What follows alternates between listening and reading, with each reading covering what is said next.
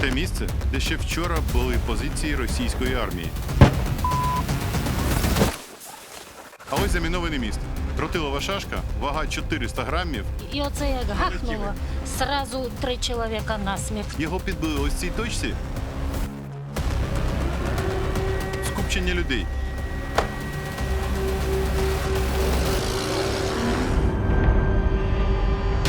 Весна 22-го року. Іде другий місяць повномасштабної війни. Харків знаходиться у напівоточенні. Звідси все як на долоні. Ми можемо бачити лінію фронту, перерізані важливі траси на схід і південь. Намагалися блокувати з усіх боків, зробити на кшталт, як у Другій світовій війні, блокада Ленінграда. Вороги загнали людей під землю. Іншої можливості вижити просто не було. Це психологічний тиск. Знищити місто, де і все. Ворог закидає Харків снарядами, бомбами, ракетами і не полишає спроб взяти місто в кільце.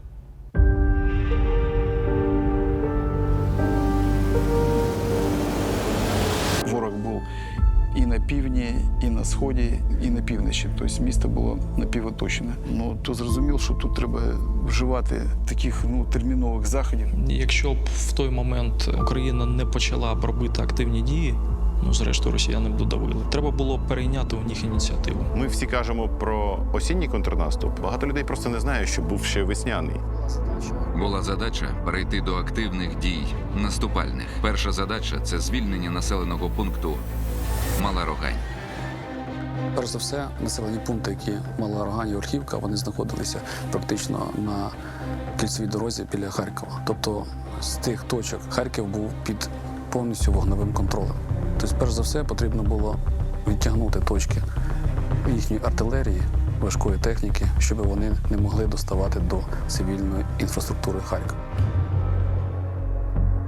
Мала Рогань, тут були окупанти. І ось це поле вони використовували як вертолітну площадку, але наша артилерія дуже чітко працює, ювелірно, що вже неодноразово було доведено. І прямо в вертоліт. Ви тут були неподалік. Що відомо про цей вертоліт? Це наш підрозділ перервав політ цього бойового гелікоптера росіян. Якщо подивитися по вирві, це приліт 120-ї міни. Вертольотчик хотів завести і не встиг. Тут важливо відмітити, що взагалі екіпажі таких машин – це ж не якісь курсанти. Як правило, це люди, що мають десятиріччя досвіду. Я думаю, це ті, що навіть і в Сирії набували свого бойового досвіду. Точно не курсант сів за штурвал гелікоптера. Звісно, це дуже складна машина. І ось лопать. Єдина, що вціліла. Чим більше таких пташечок зіб'ємо, тим менше наших мирних громадян загине. Оце найголовніше. А пташки таки горять, і добре горять. Хоч артилерією, хоч стрілецькою, хоч чим завгодно. Збивають хлопці, все нормально. В будь-якому разі, треба визнати, що там, де гелікоптери, там підрозділи завжди штурмові. Тому що гелікоптери просто так не використовуються вони в обороні, а в наступі. Тобто вони сприймали, видно, Малу Рогань як плацдарм для подальших наступів, для оточення Харкова з півдня. Вони так класно воювали, що вони іноді нищили свої підрозділи, що надавало нам можливість йти вперед. З чого почався наступ на Малу Рогань? Чітко ми пам'ятаємо, як з комбригом сиділи, планували, і він затягував, що ще день, а потім о 5 ранку каже, я щось не зрозумів. Вийшли їхні вертушки і нанесли удар по своїм позиціям. Так от повштовх для того, щоб пішли іменно в атаку і звільнили Малу Рогань. Тобто вони нанесли удар самі по собі з вертушок. І ви пішли в наступ? І 92-га бригада рухнула зразу ж. Підбитий танк Т-72, російський, підбитий з Зенлава. І він показує, наскільки ефективно працює сучасна зброя проти старої радянської техніки. Росіяни вже відступали, тому що ось по цій дорозі, з того боку, йшов український контрнаступ. Вони відходили великою колоною і прикривав колону танк. Але тут, з іншого боку, йшла українська група, розвідгрупа, і побачила російську колону. Скористалися енлавом. Свідки кажуть, що ось ця башта танкова, вона підлетіла вгору на 4 метри. Ситуація, в якій цей танк знищили. Його підбили ось цій точці, і далі його вже понесло. Після удару енлава. Видно ось його гусениця. Тут вона йшла. Тут його знесло. Він зламав бордюр. Ось тут він йшов. Ось видно слід від гусениці. Зламав вишню. Власне, тут Уже здетонував боєкомплект всередині, і танка не стало разом із танкістами. Енлав – це зброя тобто там керована ракета, яка завжди знайде свою ціль. В даному випадку була ціль – це танк. Є два режими – пряме влучання або по навісу. Якщо по навісу, то ракета летить над баштою і вибухає прямо над баштою і кумулятивним струмом пробиває броню. Відповідно, пропалюючи башту, дістає до БК, а боєкомплект уже випалює повністю танк зсередини. Тобто це виходить зброя, яка використовує для знищення танка його ж боєкомплект, Так, який підриває. так. Круто придумано. Кажуть, що це настільки крута зброя, що не обов'язково проходити тривале навчання. Грубо кажучи, ти прицілився і ти практично не можеш промазати. Це так? Ну так і є. Щоб ракета виконала свою функцію, розумну функцію, знайшла свою ціль, необхідно затримати під час прицілювання на 3 секунди режим там важеля, а потім вже натискати на спуск. Це на той випадок, якщо за цей час ціль зміститься, так? Ракета все одно її знайде і наздожене, так? Так. Ось це чому російським танкістам варто боятися заходити в Україну. Тому що в нас енлави, у нас джавеліни. Ми почали з Ольховки. Ольховка йшла паралельно з Малою Роганню. Це саме перша штурмова операція, тобто підрозділу «Кракен». І ми вже саме йшли давати по мордасам. Добре. Там було все. Вся арта. Там були літаки, там були гелікоптери, там були танки, там були БТР, ближній бій. Там все було просто. В нас 6 загиблих проти майже сотні вбитих, майже 30 взятих в полон. І теж ми їх звідти вигнали. Протягом 2 днів ми зайняли Малу Рогань. За підсумками взяття Малої Рогані, практично 200-й полк був практично знищений. Всі кажуть про мародерство російських військ. І ось територія, звідки війська пішли. Певно, збиралися втікати і на мародерне не встигли поскладати у валізи. Я не знаю, піднімати, не піднімати. А тут же зачищено, так? Тут мін немає. Ось це телевізор вкрали. Вкрали старий монітор від комп'ютера. Насправді, по товщині монітора видно, що його ціна на барахолці, я не знаю, $20 максимум. Може й менше навіть. І ніхто його не купить, бо цей монітор я схожим користувався в 2000 році. Ось, але вони навіть таке забирали. Ось, радіоприймачі, господи боже мій, вони крали радіоприймачі. Ось, радіоприймач баксів за 5. Теж забирали. Безнаказаність порождає безпреділ. Ти прийшов, тобі все можна, ти все забираєш. Перша їх мета окупантів – це прийти і щось собі вкрасти, щось передати, якийсь фен, унітаз, там, ноутбук, телефони, машини. На жаль, такий розвиток у них. В деяких регіонах, якщо там деякі регіони, може, трошки розвинуті десь живуть, а інші регіони – це ж степь, поля. Вкрали принтер. Лише уявіть, триває бій. В танку місця не так і багато. В Уралах сидить особовий склад. А вони все одно крадуть принтер. Те, що займає багато місця, коштує, в принципі, досить недорого. Вони звільняли вантажівки від зброї і боєприпасів, які залишали на місцях, а набивали їх якраз вкраденими речами. Ми навіть, коли трофейну одну із МТЛБ захопили, вона була повністю набита там побутовими речами, абсолютними. Там, Наприклад? ну, стандарт. Унітаз був. Плазма була, вона трошки не влазила, вони її дверями піджали, вона лопнула, все одно її не викинули, везли. Була така ситуація, коли ми заходили на інші позиції у Вільхівці, і там один командир взводу сфотографував яму і тіла. Там десь 12 чи 13 трупів росіян. Вони навіть не потрудилися своїх закопати. Давні трупи лежать. Це ставлення до своїх, цінність до особистості тієї, яка за тебе воює.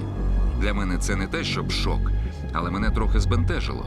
У вас місця в машині не вистачило, щоб їх вивезти в Росію і з почестями поховати. Але ви при цьому своє місце в машині залишаєте, щоб вивезти кондиціонери, бензопили, пральні машини. Тобто для своїх немає місця видно, а для таких речей є. Он вже один труп дістали.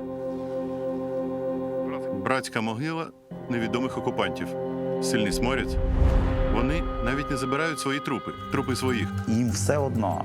Ну от взагалі все одно на своїх людей. Там в нас втрачені безвісті. Ми знаємо, що у нас побратим наш загинув. Ми намагаємось його забрати, хоча там ще ворог, і ми націлені на те, щоб забрати наші тіла. Там насправді все одно, що наражає. Ось що залишили після себе росіяни. Ось номер від машини російської. Якісь документи. Журнал обліку бойової підготовки взводу управління мінометної батареї 2 мотострілецького батальйону військової частини 02511 на 2021 учбовий рік. Це мінометники. Вчилися. Красносельська якась бригада. Вони залишали особисті речі, документи. Яку інформацію для України це принесло? Тікаючи, вони не встигали забирати з собою все. Що нас цікавило? Відповідні документи, на списки особового складу, бойові розпорядження. Фотографії і особисті інформація з телефонів. Вони ж фотографують, селфі роблять і так далі. Ці всі документи ми збираємо, акумулюємо, вже передаємо в служби спеціальні. Вони вже відпрацьовують, хто був, яка частина. Ми одразу знаємо, який це підрозділ, звідки він приїхав, з якого регіону Російської Федерації. Нещодавно СБУ показало документ, який називається «Схема війни». Можете більш детально, будь ласка, розповісти про цю роботу вашу?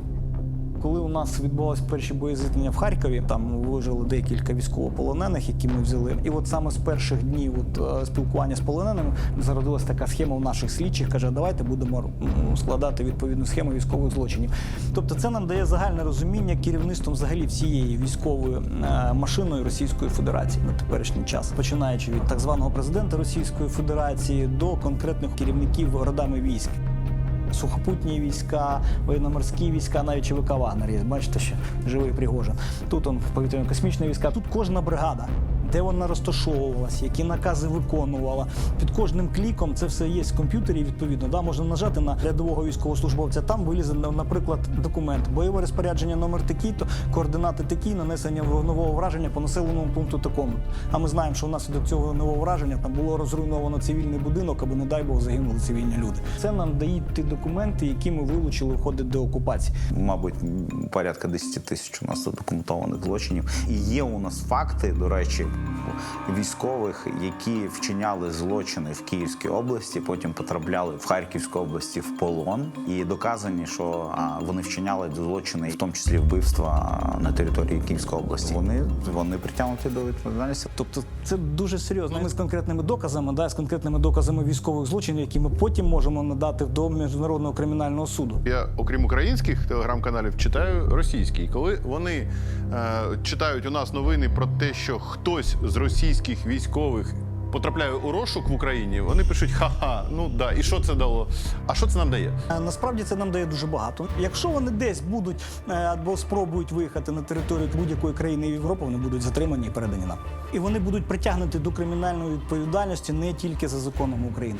Якщо зараз буде досягнена домовленість про створення відповідного міжнародного трибуналу, вони будуть притягнені до кримінальної відповідальності за міжнародним законодавством взагалі. Це Нюрнберг, майбутній Нюрнберг. Отже, що можна сказати? Ми бачимо підбиті танки, підбитий вертоліт і речі, кинуті ворогом під час панічної втечі. І чуємо, що лінія фронту вже відсунулась далеко. Тобто Харків в усе більшій і більшій безпеці.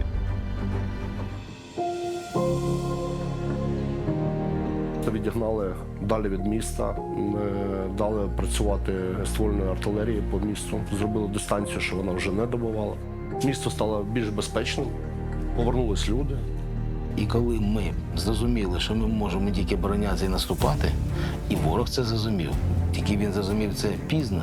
Я думаю, що це і було початком тих уже не тільки обороняючих операцій, а й наступальних операцій, які ми на сьогоднішній день можемо собі і планувати, і на майбутнє розвивати. Це один з найкращих, мені здається, наших наступів був. Тому що, по-перше, цей наступ і наша перемога дозволили підняти бойовий дух нашого підрозділу. Я дуже добре пам'ятаю квітень в Харкові. Як разом із вашими бійцями ми виїжджали в найрізноманітніші точки. І там нас супроводжував Олександр Чабан, боєць Царство Небесне, його не стало. Це було дуже боляче. Я пам'ятаю, що коли з'являлась можливість перекусити щось вночі, ви завжди казали, що треба обов'язково згадати тих, хто сьогодні загинув. І щодня ви когось згадували.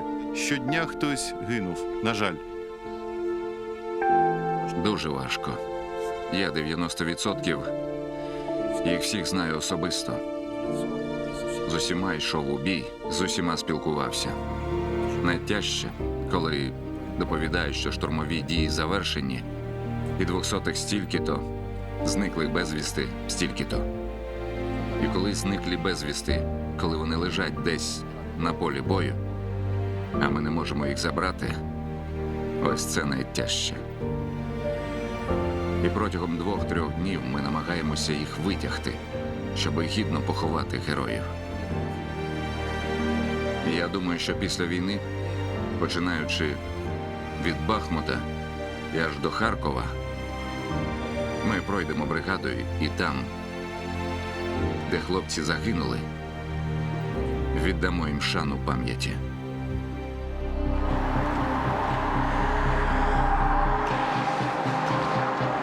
Навесні 2022 року Сили оборони України звільнили село Руська Лозова. І тоді дуже багато українців вперше отримали можливість виїхати із зони бойових дій. Саме тут збиралися колони, і стан людей тоді дуже вражав.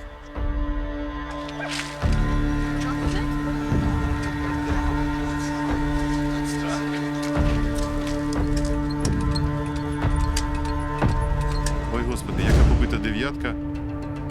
Жах. Подивіться, колесо порізане. А люди все одно не зупиняються і їдуть.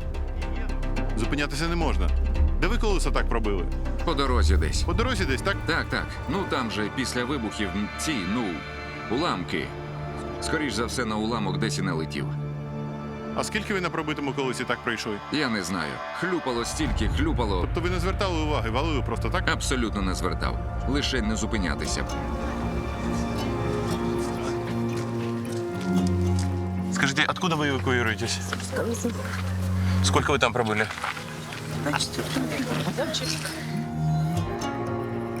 Получается, за 60 с лишним дней вы впервые выехали, да? Да. Как вы провели эти 2 месяца? Где вы прятались? Дома в подвале. Ну, думали, что это как-то попугают, и уйдут. Я говорю, мальчики, а чё вы у нас тут? Да мы вас не захватываем. Я говорю, А что ж вы делаете? А чё вы у нас, говорю? Да нам сказали, мы по Хрещатику пройдем и вернемся в свою часть. Квартира моя это Хрещатик. И Харьков это Харьков, ближайшая точка Да, Хрещатик. Хрещатик. Это первая точка Хрещатик. И все, и вот это, говорю, сказка. Россия. Мы заблудились на учениях. Я говорю, действительно, говорю, на учениях, говорю, заблудились. А граница ж типа не видать. Вы забрали только собачку, да? Конечно. И вот, да? Да, это я все с ваши ним вещи? в подвал выходила.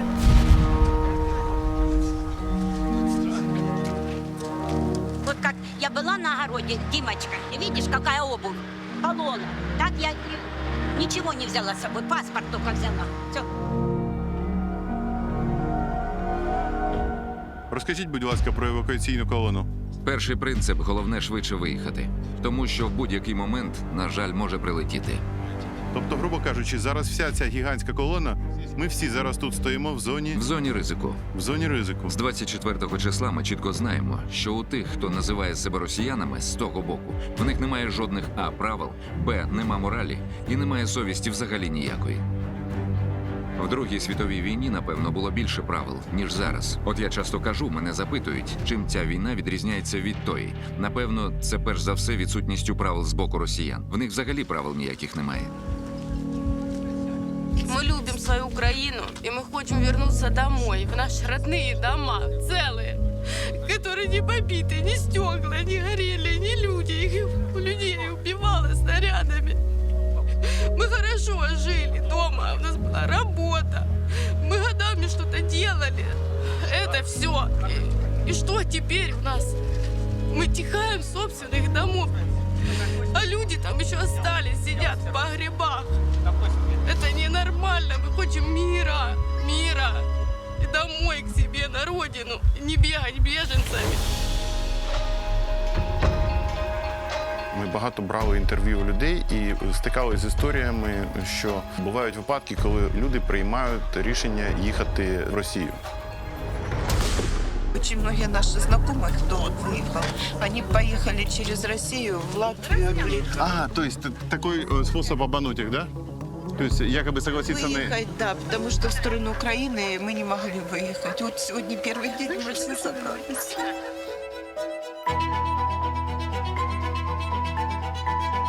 Я диабетчик, а без лекарств уже месяц. Они сказали, кто говорит по-русски диабетчики, грузитесь на автобус и в Белгород будут выезжать. Я говорю, я сдохну, не пойду, не поеду. Я родилась в России, а тут 45 лет живу. Вот, в Украине. Я не хочу туда. Мы хотим домой. В Россию мы не хотели ехать. И страшно было, но не хотели. Мы ждали сюда. І тут взагалі виникає питання, коли у тебе на вагах родина і виживання, і немає можливості виїхати в Україну. Що б ви порадили людям? Якщо там дійсно постійні обстріли, якщо ви з маленькими дітьми і вас не пускають в Україну, і таке буває, вони фізично перекривають кордон і не пускають. Хочете їхати, їхати в Росію. Є такі приклади, до речі, вони є на Харківщині, коли люди виїжджали з окупованого Куп'янська, не мали можливості виїхати в Україну, вони виїжджали в Росію, через Росію в Європу і повертались на Харківщину. Тому всім раджу. Приїхали в Росію, якнайшвидше звідти тікайте. І не залишайтесь там. Добре, там всього, нічого не буде. Прив'яжуть якусь будь-яку кримінальну справу карну і закриють в тюрму. Все можливо. Головна цінність життя, його треба зберегти. Якщо дійсно вашому життю, перебуванням в вашому місті проживання в Україні загрожує небезпека, звичайно, виїжджайте. Але повертайтесь в Україну. Це каже СБУ. Так точно.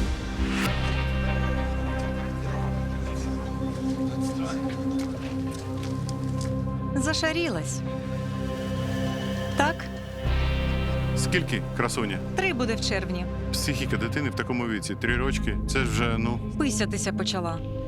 Це дуже страшно. І погреб оце, коли оце сидиш в погребі, а погреб аж піднімається, це ще страшніше, так? І рибонька, яка хоче погуляти і не може вийти. Так? Скільки їй? 5 місяців. О, посміхається. Красуня. Виходить 5 місяців, із них 2 місяці в окупації. Як вона реагувала на вибухи? Перший день вона злякалась, тому що я кричала, бо мені страшно було. А потім вона перестала спати нормально, перестала їсти нормально. Я щойно бачила дівчину, там ще менша дитинка. Я не уявляю просто, як це їй.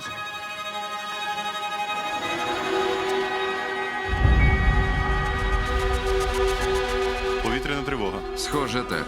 Поліція заметушилася. Зараз будете швидко вивозити, так? Так, зараз будемо формувати колони і вивозити. Все, бачите, повітряна тривога прозвучала і всіх одразу по машинах. Чому такий поспіх? Чому так екстрено? Річ у тому, що тут скупчення людей. І по скупченню людей може відкриватися вогонь. Ось виїжджає колона. Поліцейські випускають. Люди лишають свої домівки, не знають, коли вони повернуться додому, не знають, чи вціліють їхні будинки. Це єдиний день за 2 з лишком місяці, коли з'явилася така можливість. Люди вийшли, в чому були. Хто в капцях, хто в калошах. Екстрена евакуація. Ось формується колона, її супроводжує поліція. Як ви працюєте зараз? Яка ваша задача основна? Супроводжуємо фільтраційні табори спочатку просто для надання допомоги медичної, якоїсь, може, моральної. Дітей дуже багато немовлят. Надання допомоги, гуманітарки, а потім вже далі. Якщо необхідно людям житло, надають. Якщо ні, вони роз'їжджаються вже далі по Україні, в інші міста, де тільки можна. Що таке фільтрація? Як відбувається фільтрація? Таке страшне для декого слово? Вона не страшна. Насправді це комплекс заходів, які убезпечать людей в першу чергу. Люди мають розуміти, разом в колонії з людьми в одній з машин може бути агент. Може бути росіянин, може бути диверсанти, які мають паспорти. Вибачте, вони знаходились на нашій території достатньо довгий час для того, щоб підробити, взяти паспорти. Підробити? Та, взяти, зайшли, вбили людей. Є паспорт, взяли, переробили і так далі. людину можуть затримати для встановлення особи. Да, якщо у нас є обґрунтовані сумніви, що ця людина не відповідає тим документам, які вона нам пред'являє. Вибачайте, ми ж не хочемо собі за спину закинути там диверсантів, зрадників або ще когось.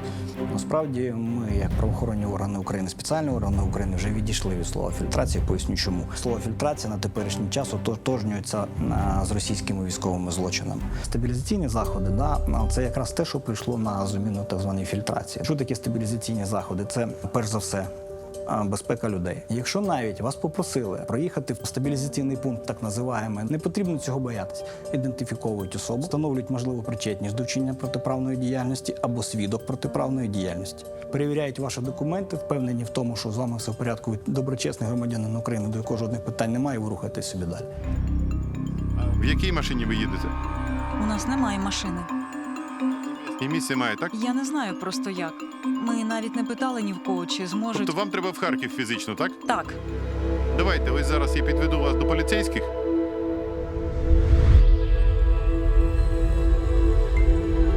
Все, ви в машині, в безпеці. Помахай, дядечка. Папа, Ангеліночка. Папа. Пока, Ангелінка.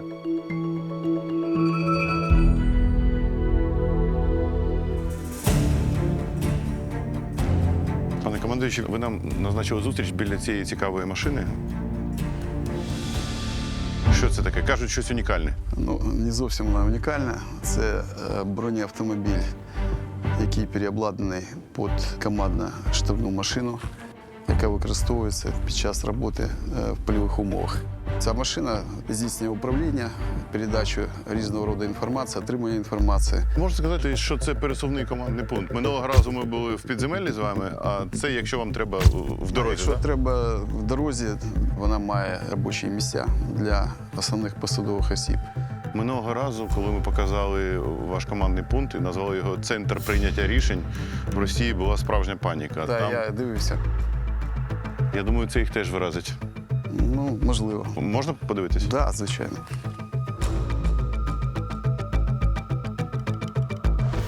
Можна до вас сісти, так?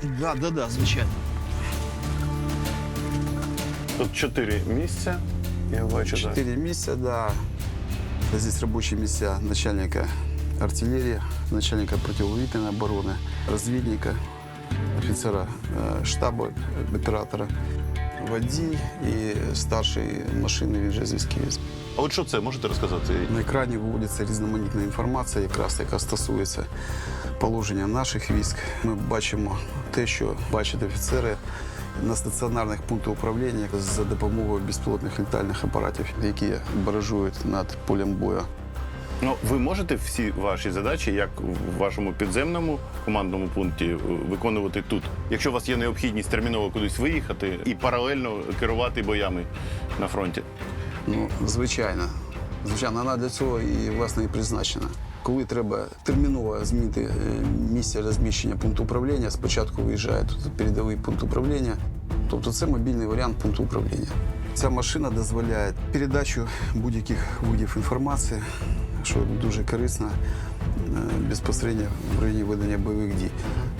Пульти, телефони я бачу біля кожного. Абсолютно, так. Да.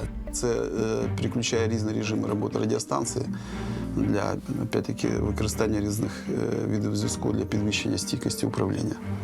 Абсолютно комфортні умови роботи, вона обладнана кондиціонером. Тобто машина зручна, швидкісна, маневрена. Крім того, вона обладнана кулеметом «Браунінг». В яких ситуаціях ви використовували такий командний пункт на колесах? Використовували його декілька разів на Бахмутському напрямку для керівництва військами. На базі цієї машини розгорталась мережа зв'язків для забезпечення роботи. Дуже круто, це вражає.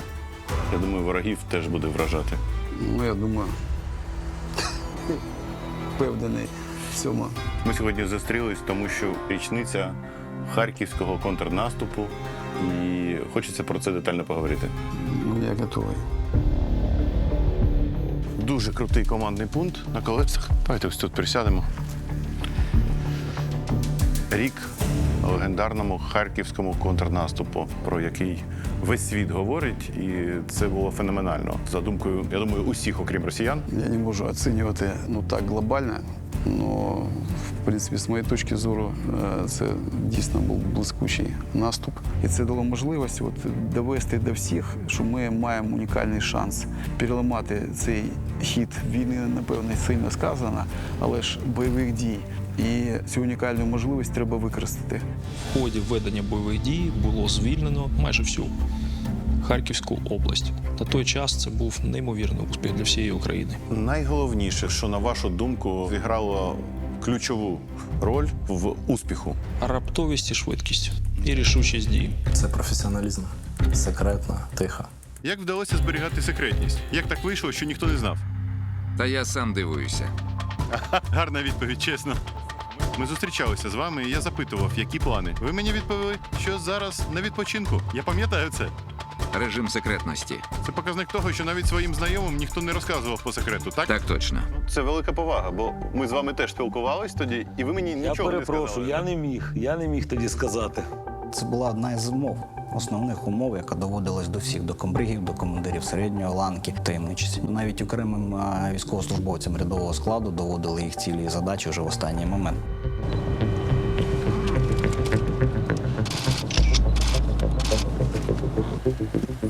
Хлопці, покажіться. А краще ось так, бо деякі кажуть, що це В. 6 вересня Збройні сили України почали найпотужніший контрнаступ на російських окупантів. Дуже успішний, таємний. Ми зараз рухаємося в бік Балаклії. І якщо все піде за планом, то сьогодні Балаклія, ймовірно, буде звільнена. Загадувати не можна, але на даний момент чують опа, приліт. Це вихід. Це дорога. Прострілюється вона?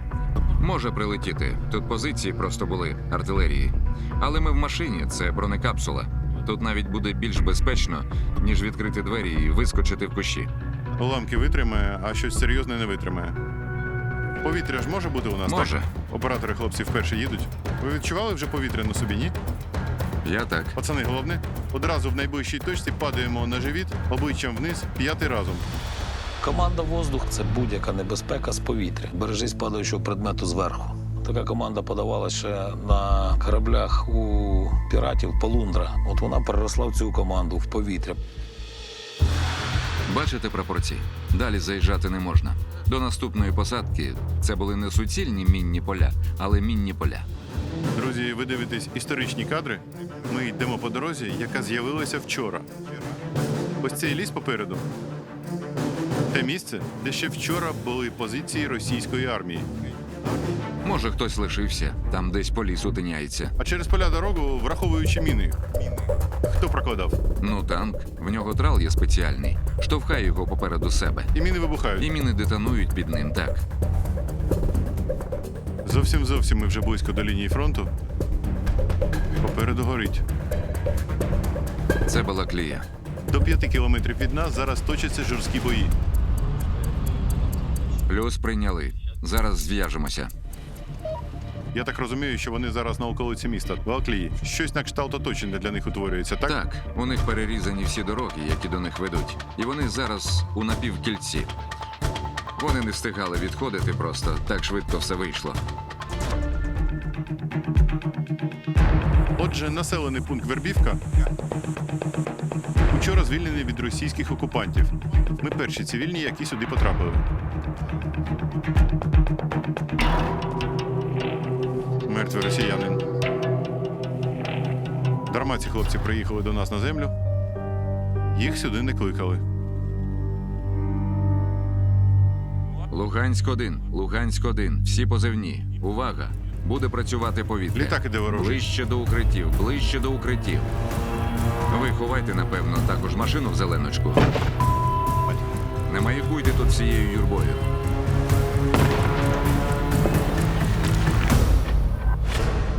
Почалося з Вербівки. До неї були дуже щільно засаджені посадки ворогом. Вони дуже сильно закріпились на цих позиціях. І вони навіть не допускали той варіант, що ми попадемо в Вербівку.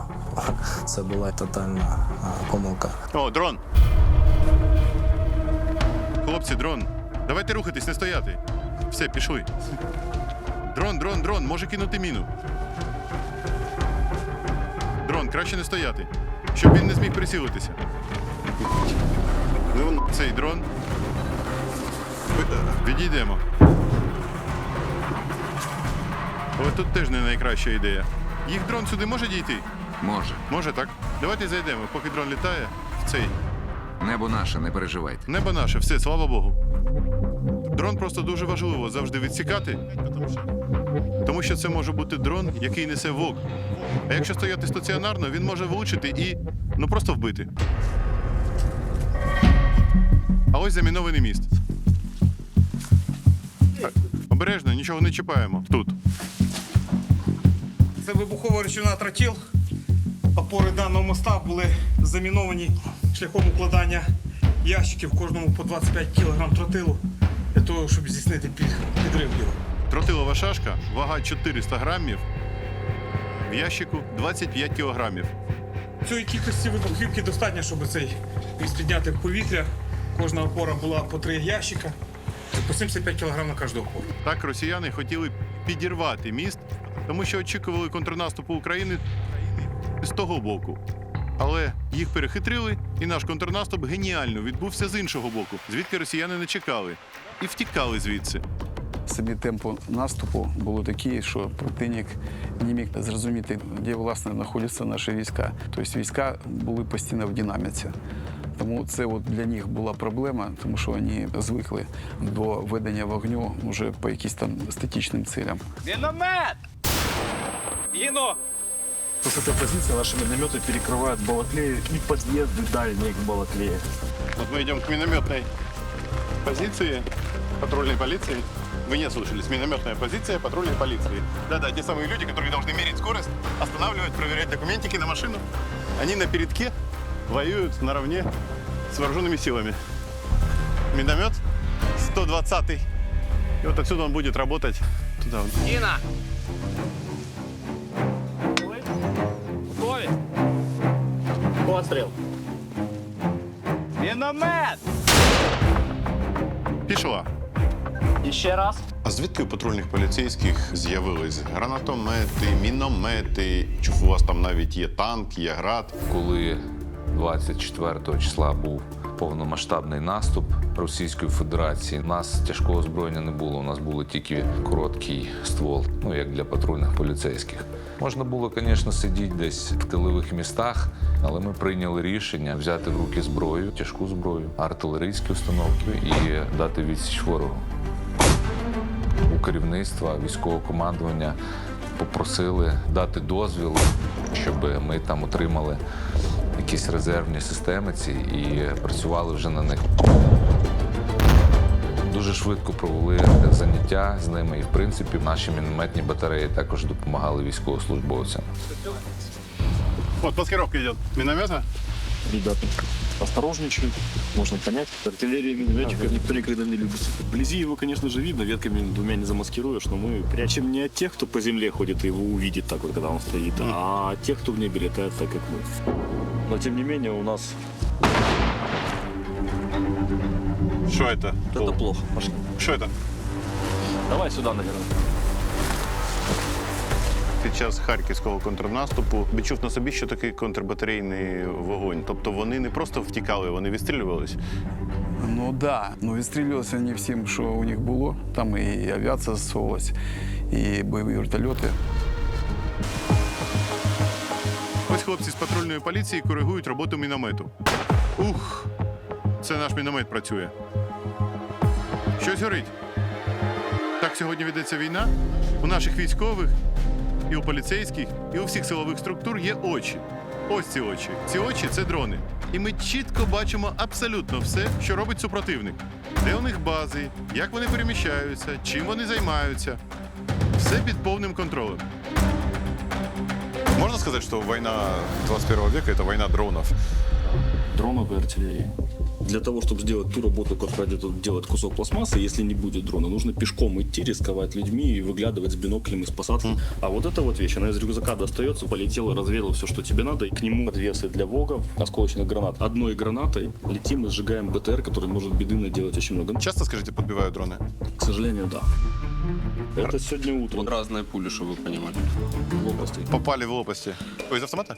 Да, это автомат. Сколько дронов уходит в среднем за энный период времени? Бывает, что месяц все хорошо, ни одной потери, а бывает, что за 15 минут 3 падают. Их не обязательно подбивают вот стрельбой, их могут глушить средствами радиоэлектронной борьбы, в зависимости от того, насколько сильно противник противодействует рэбам, радиоелектронной борьбой. Все змінюються способи ведення бойових дій і роль роботизованих систем, в першу чергу дронів, значно зросла. Тому що зараз дрони перетворилися на дійсно потужну силу, яка вже зрівнялася з вогнем артилерії. Дрони швидко розвиваються, мають свої класи, починаючи від мікродронів і завершуючи дронами, які мають уже стратегічне значення, можуть літати на 1000 кілометрів, а можливо і більше. І несуть заряд, таку бойову частину, яка абсолютно аналогічна заряду оперативної тактичної ракети. Це майбутнє. За дронами майбутнє, як і за аеророзвідкою, так і за піхотними дронами, роботами, і за надводними і підводними апаратами. Майбутні війни будуть виключно так проводитись, якщо людство не схаменеться, і вони будуть. Наша задача – не програти цю технологічну гонку. От жовтенькі ці і синенькі лежать. Потім наші прекрасні волонтери надрукували нам багато пластовичків. Це надруковано на 3D-принтері. Це дає йому летючість, да, таку? Так, це просто для стабілізації, для того, щоб воно чітко летіло. У нас на дроні є такі, типу, як підсвітка для того, щоб він коли в темряві сідає, для того, щоб ти підсвічував собі, де літаєш. І цю підсвітку можна включити з пульта. От, відповідно, що ми робимо? У нас є такий збросик, до речі, рожевенький. Теж 3D-принтер, так? На 3D-принтері. Тут є світлочутливий елемент. В звичайному стані у нас сервопривід, оцей моторчик, він закритий. Коли на нього потрапляє... А, он воно як. Тепер все зрозуміло. Я не міг збагнути, як ці дрони скидають гранати. А все насправді ось. Світлочутливий елемент. Кладу палець, темно. Скид закритий. Забираю палець. Він відкривається.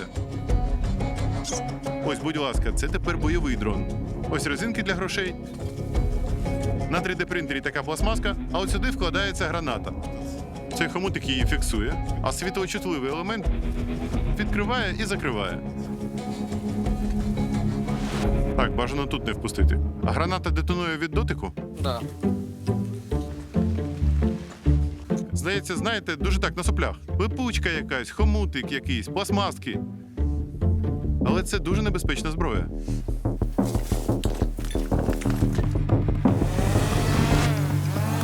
Стрьомно, чесно кажучи, навіть дивитися. Тому що, бачачи, як воно легко відвалюється, поки він не відійшов туди, в перші секунди. Вау, таке ж падало. І як воно? Нормально. Нормально, так? Це граната кумулятивна. Вона спрямовує всю силу вибуху вниз. Для людей воно безпечніше, грубо говоря. Ну, якщо стояти поруч. Ми працювали з вашим бійцем з позивним «Бритва». Він дуже запам'ятався всім нашим глядачам з фільму «Рік» як людина, яка, коли робить свою роботу, ще передає настрій. Бо він такий світлий, позитивний. Так, його всі знають, він завжди на позитиві, він дуже багато роботи зробив. Він дуже досвідчений чувак. Наразі Боря, це Борис Красовський, «Бритва», він вчора був поранений, йому відірвало палець. А ви що? Да. Він не може показувати так, але так вислав фотку, що все хорошо. Великий палець відірвало повністю? Ампутація була там в першої фаланги. Він зможе зараз після ампутації керувати дроном далі? Буде вчитися. Вот если с дрона сейчас наблюдать, какая там ситуация? БТРы? Танцор, но они возвращаются в город. Подожди. Город? В город. Что сейчас будете делать? Сейчас посмотрим, куда они забегают. То есть, получается, их в городе еще нормально так, да? Складно сказати. Я думаю, що їх 50 чоловік точно мінімум є. Це, звісно, залишки, але це ще дофіга. Це багато ще роботи. Я був поряд з групою аеророзвідки. Ми ще спостерігали. Росіяни бігали активно дуже по місту. Так, бігали, тому що ми розбили електростанцію. Це виношений хід, щоб лишити ворога струму. І вони не змогли проводити комунікацію між собою. Ті підрозділи навіть не знали, що ми прорвали першу лінію. Їм не поступила навіть команда евакуюватися. Там просто не було керування. І там був хаос. Не обязательно дожидаться, пока не все уйдут, а потом туда заходить. Можно их спонукати, українською мовою такое хорошее слово есть, для ухода, они убегают туда очень быстро. Як примусити ворога піти?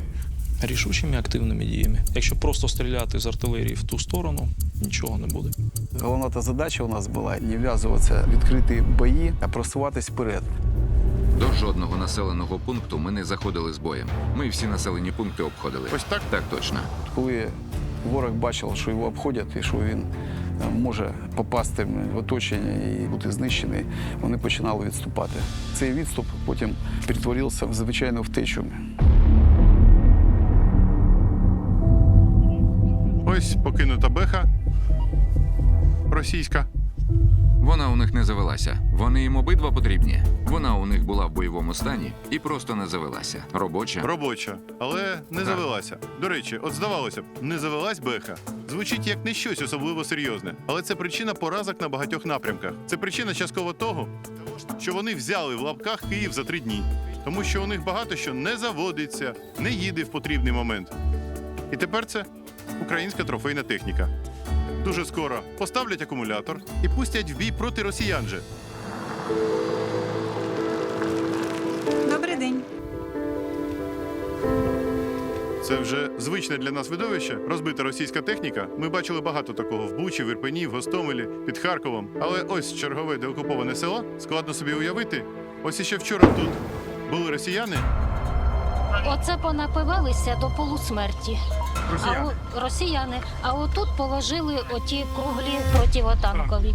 І перли на всі скорості. І оце як гахнуло, зразу 3 чоловіка насмерть. А ото машина, вишивали тут так п'янючі, що просто.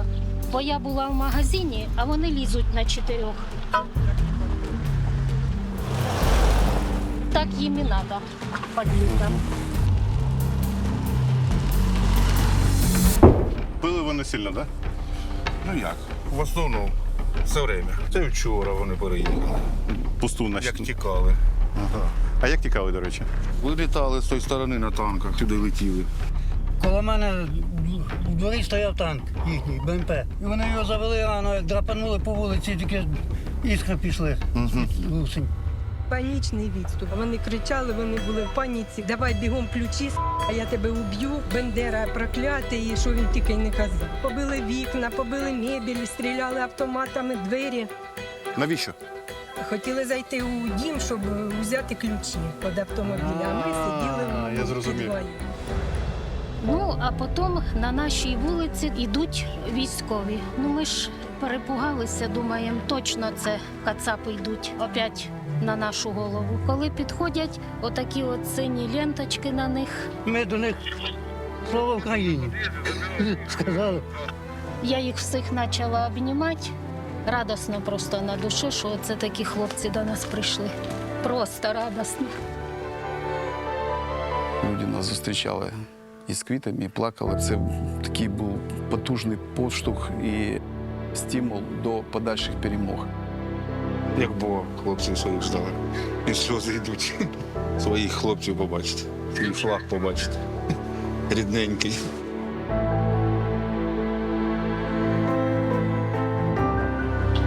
Коли перше побачила, плакали. Особливо приємно, коли до тебе звертаються хлопці, як ми вас чекали, які ми не маємо викликати емоції, навіть інколи до сліз відвертого кажу. Це були сльози радості.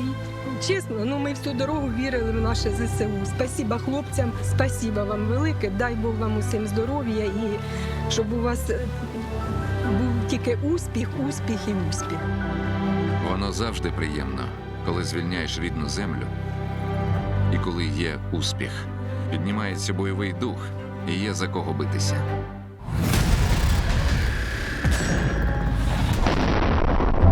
Сили оборони України робили все, аби знизити загрозу для Харкова та нарешті дозволити місту дихати трохи вільніше.